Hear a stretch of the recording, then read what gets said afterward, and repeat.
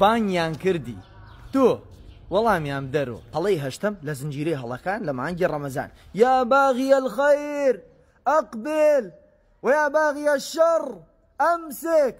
يا صلى الله عليه وسلم فرمي هيج كسي اليمنية كاتي مانجي رمضان تي نادى منادي من السماء الأسمان بانكري بانكا أي أو كسي خير تقرك ذكرك صدقاك نيجي سنتك قرآن خويني دعاك يرتيك مانجي رمضان هل يجي زيارين بوتو تسبي يبكى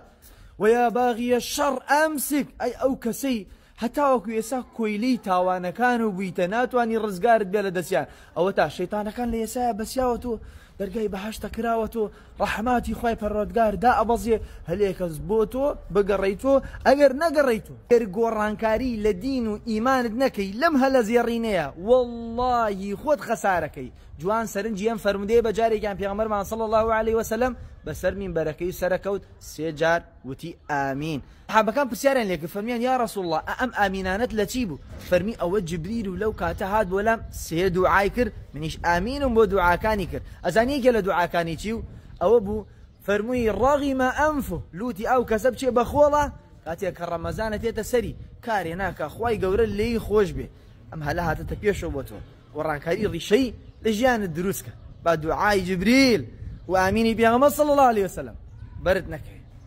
سلام علیکم.